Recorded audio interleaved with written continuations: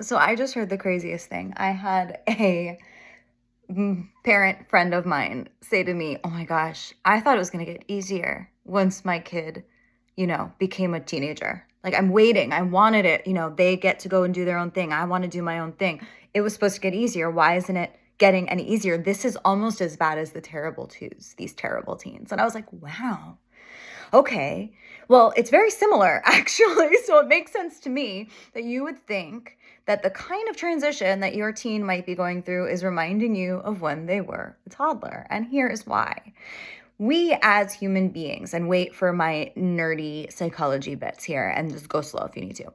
When we are 2 years old, we think we are, as infants, kind of embedded in our family.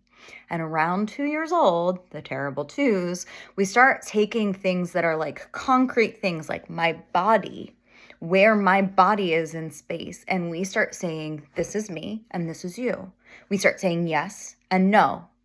We say a lot of no, really. But we say a lot of no because we're learning the boundaries of my body, your body. Little tricky with moms, right? Because even at 2, we still think our mom is an extension of us. But you'll see kids starting to be able to see this is where I am, I being primarily my physical space, my physical objects, my physical room, my physical family. This belongs to me. This does not belong to me. All with things you can touch and see. And one thing we don't really think about with teens, which is super magical, is that around 10, 11, 12 years old, we start seeing our thoughts and feelings more as separate.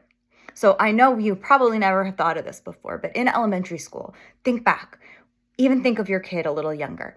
Your child actually didn't think other people had other perspectives. It was very difficult for them to see that their thoughts and feelings were not the same. You had to constantly be cueing them and coaching them and saying, just because you're angry doesn't mean they're angry.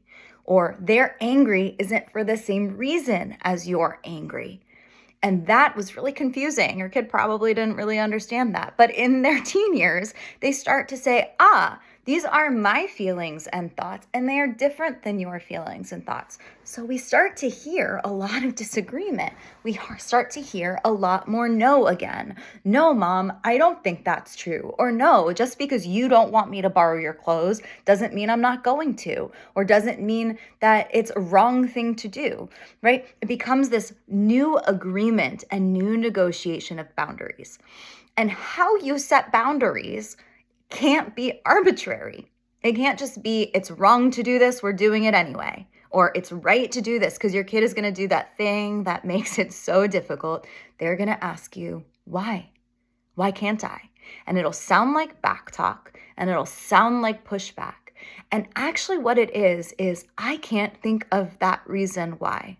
And so you as a team are going to come together and make the reasons why. Why don't I want my clothes to be borrowed? Because I hate having things missing when I'm looking for them. Do you like it when things are missing for you when you're looking for them? No, great. So we're going to make a new agreement together. You can borrow things because I know that's what you want. I want to make you happy. No big deal. But you're going to ask me before we do it. And we're going to sign off on that agreement. And that will help us create a boundary together. And why that matters is because think of all the times people set arbitrary boundaries for you. Maybe it's your office. That happens a lot, right? Maybe it's with your parents still. Like you have an older parent who just wants you to call every day and you're just like, why do I have to do this? I have that. Or with your, with any other friend that you might have, somebody that you has these expectations of you that you somehow forget to meet or don't meet. And then you get in a fight and it's conflict and it's a whole thing. And you're just like, whoa, I just never agreed to that expectation. I didn't agree to that boundary. And probably the feelings that come up for you when that happens are a little bit what we call a power struggle, right? And that's probably like what it was for you when you were a teenager. Think about it. The last time I had a power struggle, and this one was with my husband, the one I'm thinking of, we had a power struggle about doing the dishes before we go to sleep. He likes to do them in the morning. I don't like going to bed with a dirty sink. We had a little power struggle. And I was like, you know what? I'm going to have a whole conversation about what we can agree on together. and who's going to take responsibility for it? Because if I don't, then I am probably just going to acquiesce and be frustrated that the dishes are in the sink in the morning. Anyone else? No, just me? Okay. I acquiesce. And you know why I do that? Because when I was a teen, my family was so loud and so angry about stuff when things happened that I just decided if I acquiesce, I can actually just be cool. I can just be cool. I don't have to be in the conflict. And while that was probably formative for me and helpful in a lot of ways for me to not make a scene and get, in a tizzy too often, it was protective. Now I don't think about it, and then I do get resentful if I acquiesce. So I want you to think about something the last time you got in a power struggle and what the boundary was that was being pushed on you or you were letting happen and how it felt.